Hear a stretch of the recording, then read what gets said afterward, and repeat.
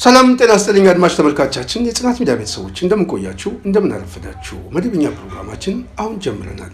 የጽናት ሚዲያ ቤተሰቦች እስከ ፕሮግራማችን ፍጻሜ አብራችሁ እንድትቆዩ በታላቅ አክብሮት እንጠይቃለን። ዛሬ የአድዋ በዓል ነው። የአድዋ የድል ቀን የሚከበርበት ነው። አድዋ ሲታሰብ ንጉስ ሚኒሊክ ይታሰባል። አድዋ ሲታሰብ ጣይቱ ትታሰባለች። አድዋ ሲታሰብ አርበኞቹ ይታወሳሉ። የዛሬው ቀን ልዩ የሚያደርገው የአሸናፊነት የድል በዓል የአፍሪካ የኩራት ቀን የሆነ የኢትዮጵያን የነጻነት ቀን ብቻ ሳይሆን ለጥቁር ሕዝቦች ሁሉ የተሰጠ ትልቅ የሆነ መነቃቃትን የፈጠረ እምቢባይነትን የፈጠረ ለነጻነት የሚደረግ ፍልሚያ ያ ነው የሚያሳየው። በገዛ አገሩ ላይ ተረግጦ አልኖርም ብሎ እንግዲህ አገሩን ከበው ሊገዙት የመጡ ኃይሎችን ሁሉ የውጭ ኃይሎችን ሁሉ በአድዋ ታሪክ ሆነው የቀሩበት ነው። ዛሬ 130ኛ ዓመት የአድዋ ቀን የአድዋ በዓል የሚከበርበት ነው። በዚህ ዕለት እንኳን ሁላችንም የጽናት ሚዲያ ቤተሰብ እንኳን አደረሳችሁ እንኳን አደረሰን ማለት እንፈልጋለን። ዛሬ ርዕሳችን በተወሰነ መልኩ ከዚህ ጋር በተያያዘ ቢሆን ጥሩ ነው ብዬ አሰብኩኝ። ለምን መሰላችሁ? አድዋን ዛሬ ያከበረው ኢትዮጵያ ላይ ቴዲ አፍሮ ነው።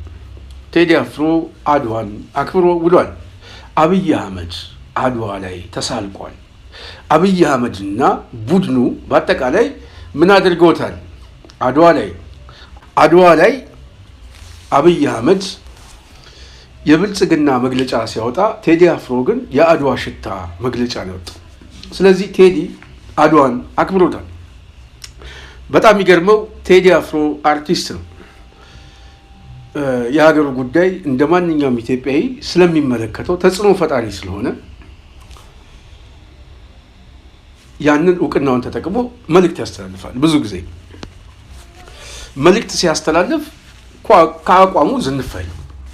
በቃ ራሱን ክብሩን የሚጠብቅ የራሱ መገለጫ አለው። ስለዚህ ቴዲ ጠንካራ የሆነ ኢትዮጵያዊ ስሜት አለው፣ ምንም ጥያቄ የለው። እንደ ሀገር ግን የሚመለከተው ቴዲ አይደለም። ቴዲ ተጽዕኖ ፈጣሪነቱን ተጠቅሞ ነው መልእክት የሚያስተላልፈው። በሀገሪቱ እጣ ፈንታ ላይ ግን ቴዲ መወሰን አይችልም።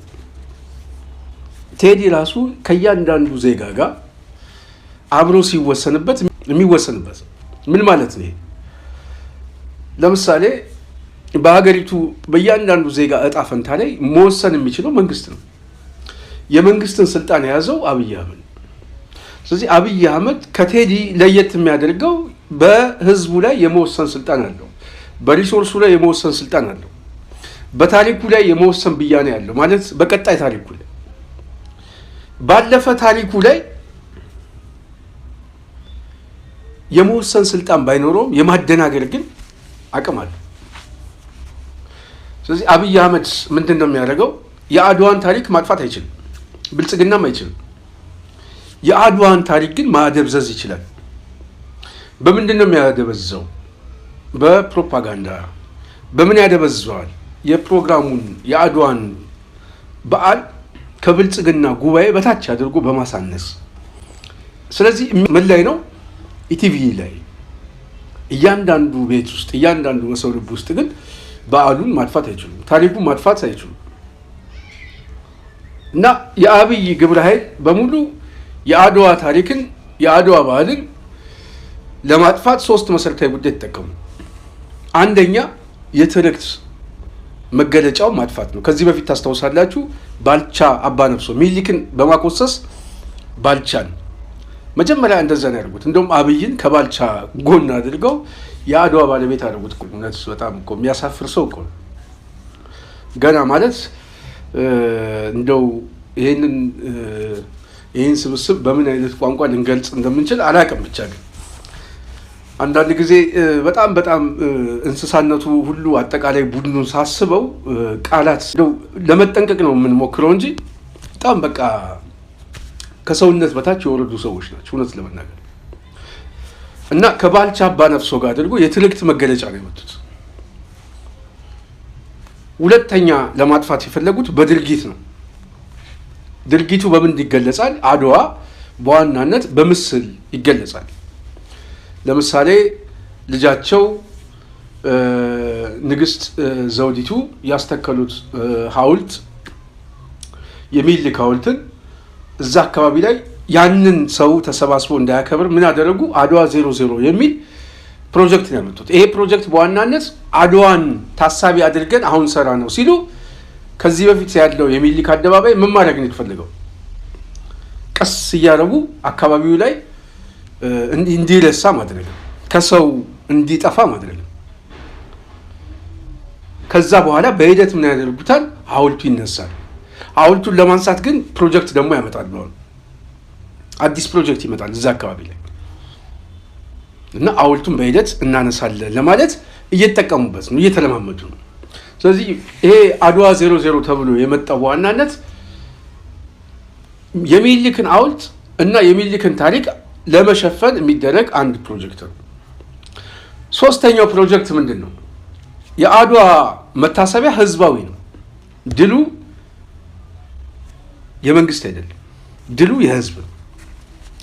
ጦርነቱ ራሱ የመንግስት አይደለም፣ አድዋ የህዝብ ነው። ሚኒሊክ ክተት ነው ያወጀው። ሚኒሊክ ብትቀር ትጣላኛለህ ነው ያለው። ወረይሉ ከተላገኝ ነው ያለው። ሚስት ላለ ለሚስት፣ ልጅ ላለ ለልጅ ስትልቅ ምንድን ነው ያለው? አግዘኝ። ስለዚህ ህዝባዊ ነው ያደረጉት። ይሄ ነው የአመራር ብቃት ማለት፣ ህዝብን ማሰለፍ ማለት ይሄ። በዛን ሰዓት አገርን እንዴት ሲመሩ የነበሩ ህዝቡን እንዴት አድርገው ማቅረብ እንደቻሉ ከሚኒሊክ የክተት አዋጅ መማር ይችላል። አብይ አህመድ ግን የክተት አዋጁ ምንድን ነው የሚለው? ባዳና ባንዳ። መግለጫው እንደዛ ነው የሚለው። ሚኒሊክ ምንድን ነው የሚለው? ሚስት ላለ ለሚስት፣ ልጅ ላለ ለልጅ ከተላገኝ ነው። አብይ ግን ባንዳዎች አሉ፣ ባዳዎች አሉ። ቴዲ አፍሮ ደግሞ ምን ብሎ መግለጫ ይሰጣል? ፍትህ በግፍ ለሚጨፈጨፉ ሰዎች። አድዋን ስናከብር እነዚህንም ሰዎች ማሰብ አለብን። ልብ በሉ። አብይ አህመድ ደግሞ ምንድን ነው የሚለው? ኩዌት ስልክ ደውሎ ከኢራን የተወነጨፈ ድሮንና ሚሳኤል አሳስቦኛል ብሎ ኢቲቪ ይሄንን ዜና ይሰራል። እዚህ አርሲ እኮ ወደ 40 የሚጠጋ ሰው አሁን እየሞተ ነው።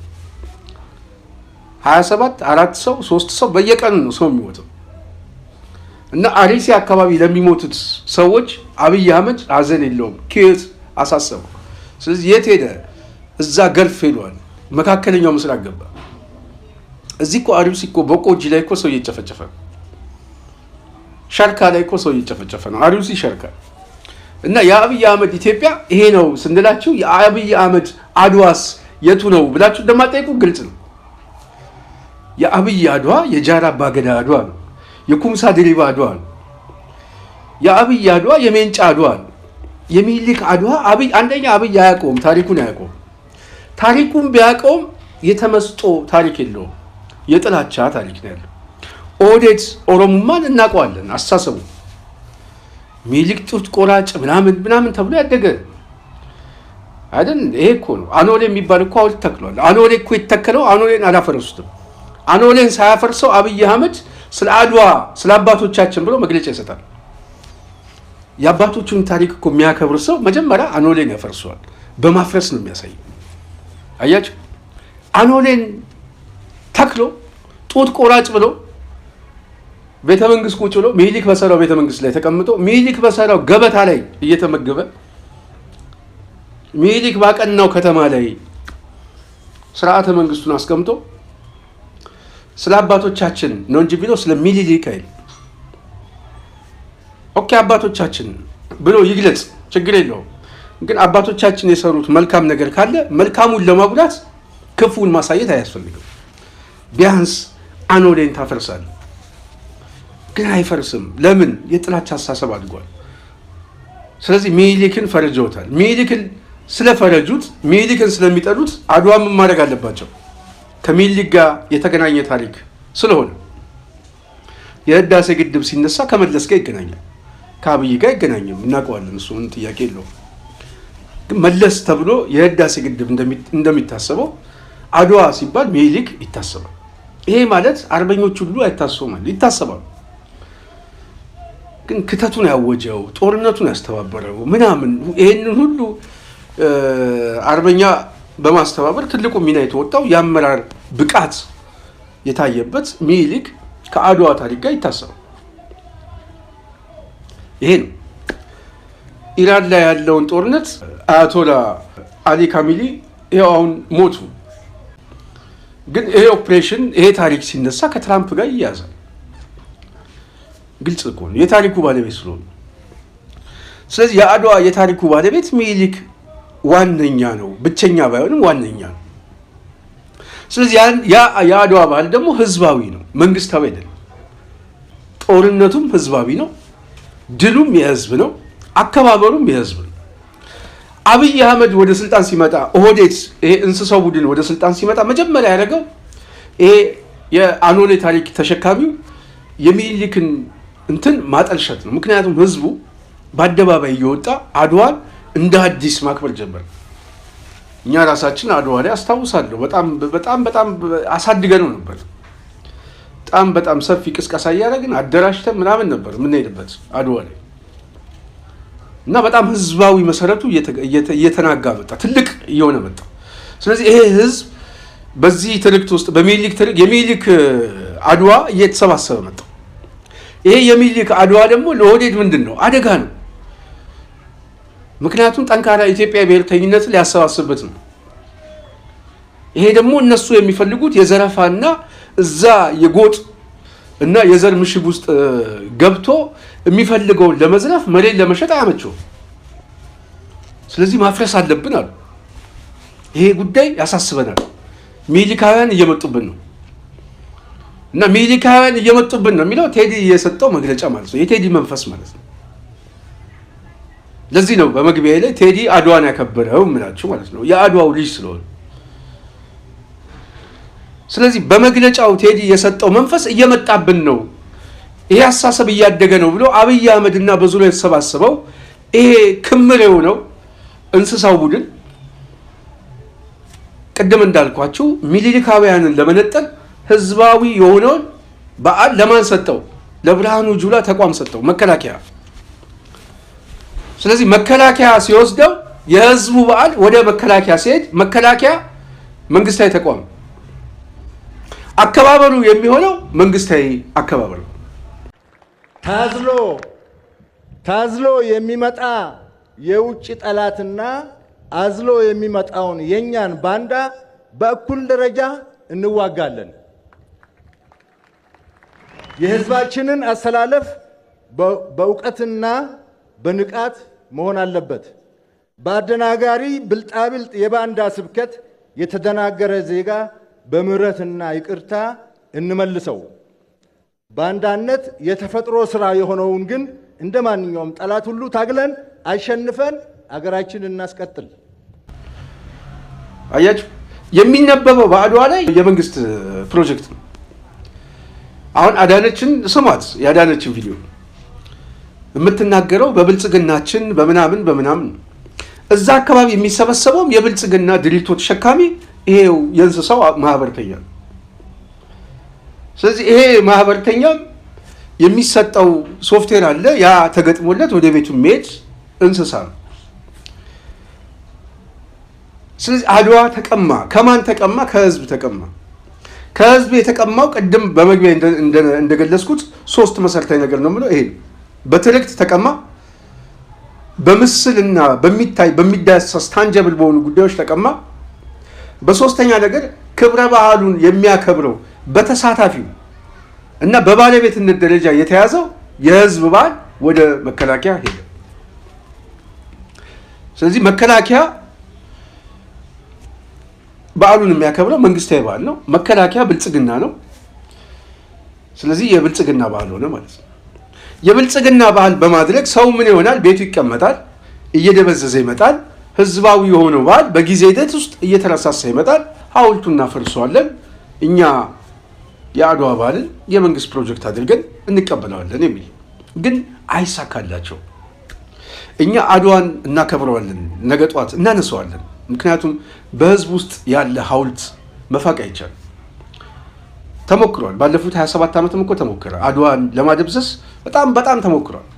ግንቦት ሃያን በጣም ከፍ እያደረጉ አድዋን ለማኮሰስ የሄዱ ኃይሎች እንዳልጠቀማቸው ሁሉ በእርግጠኝነት ኦህዴድ ብልጽግና ነገ ጧት ይሸኛል። ሲሸኝ እኔ እንደ ሁለት መሰረታዊ ነገር ብቻ በኔ አሳሰብ ሁለት፣ ሌላ አይደለም።